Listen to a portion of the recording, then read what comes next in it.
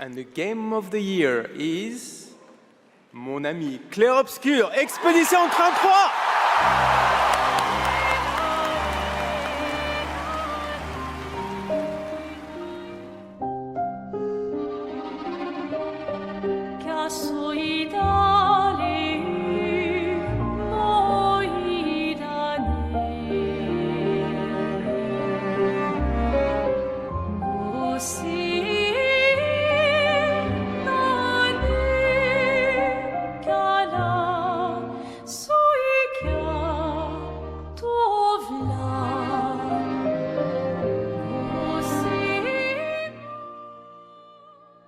So if you haven't heard, Expedition 33 swept the Game Awards, being nominated for 12 awards and taking home 9. Now I've been seeing this take all over the internet that the Game Awards should introduce some sort of cap on the number of awards a single game can win, and I get where the sentiment comes from. It feels unfair when one game sweeps the night and others walk away empty-handed, but here's the issue.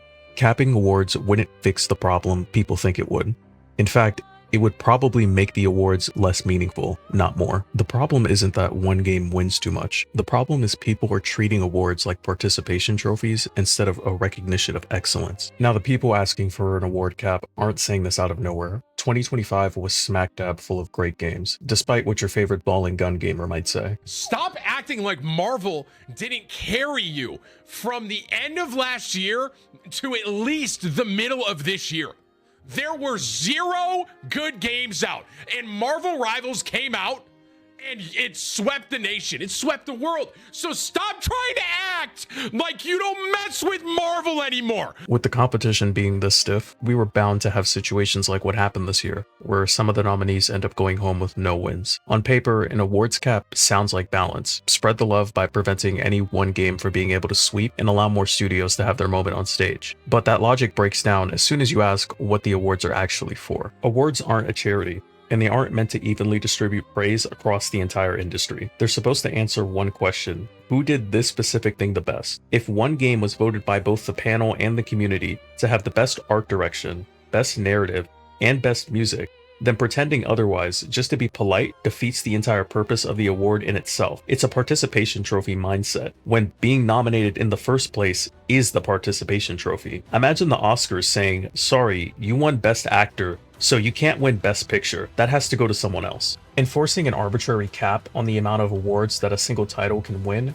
would only create worse outcomes, and there are 3 big reasons people don't think through.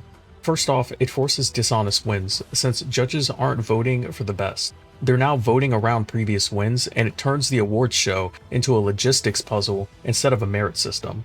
Secondly, it cheapens categories. If a game wins Best RPG, Best Narrative, and Best Art Direction, but everyone knows that it lost Game of the Year only because it hit some sort of arbitrary award cap, that award immediately feels weaker. And lastly, it punishes excellence. We should be okay admitting that sometimes a game just clears everything else. That doesn't make the other games bad or diminishes them. It just means that one was exceptional. And I want to make this very clear for those of you in the back. Not winning an award does not invalidate the blood, sweat, and tears a studio puts into their game. Thousands of games release every year. Most of them never see a spotlight, never get press, and never get remembered. Being nominated alone already puts you in the top percentile of the entire industry. Respect isn't diluted just because someone else had a historic year. Art isn't a zero-sum game. Nobody looks at an Olympic silver medalist and says they failed. No one calls a Super Bowl runner-up irrelevant. Sometimes someone else was just better that year, and that's okay. And if the only way a game can win is by kneecapping the frontrunner, that isn't recognition, that's just pity. And pity doesn't honor developers, it cheapens the award. I think a lot of the frustration and discourse surrounding the Game Awards isn't even really about the awards themselves. It's about how modern online gaming discourse has turned everything into a zero-sum culture war flashpoint. There's no room for nuance anymore, no room for the idea that multiple great games can exist at the same time, and no room for subjectivity. The mentality becomes simple and absolute. If my favorite game didn't win, then the entire system must be broken. And that mindset isn't really about fairness, it's about identity. Somewhere along the line, liking a game stopped being a preference and started becoming a personality trait. It stopped being "this resonated with me" and turned into "this represents me."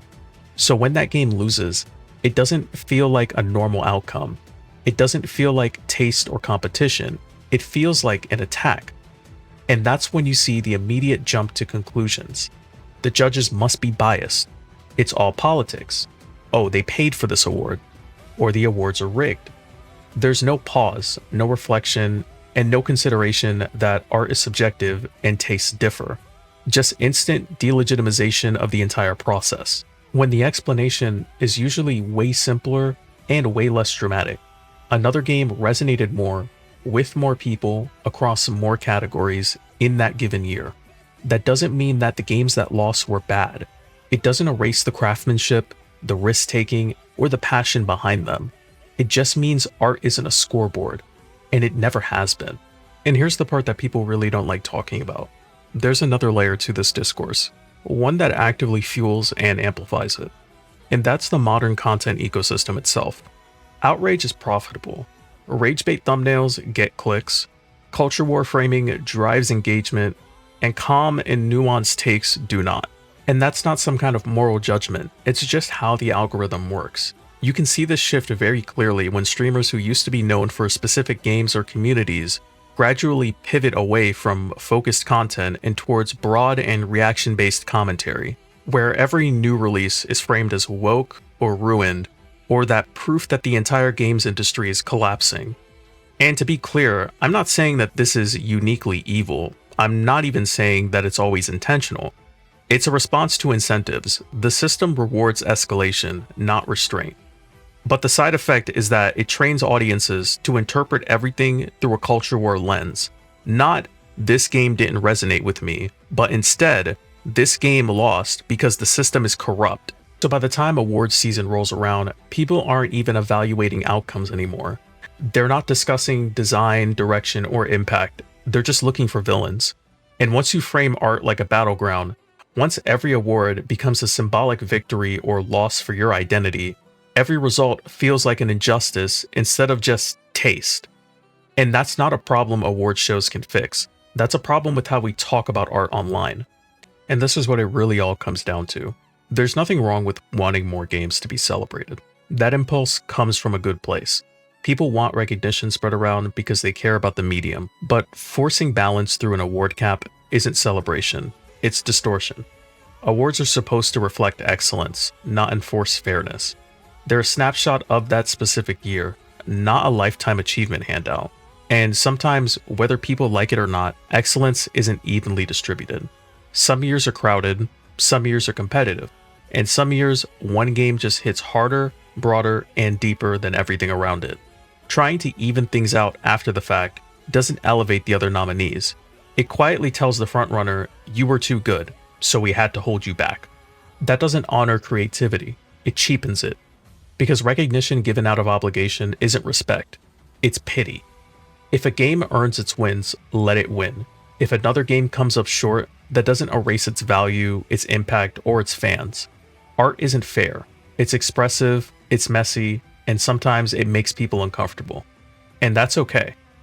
Let the best work win, even if that makes award night feel a little awkward. Even if it means some people go home empty-handed, and even if the internet has a meltdown about it. Because the alternative isn't fairness, it's flattening. And flattening art is how you make everything worse. Anyways, the comment section is right down there. I'm sure everyone will be extremely calm, civil, and completely rational about this.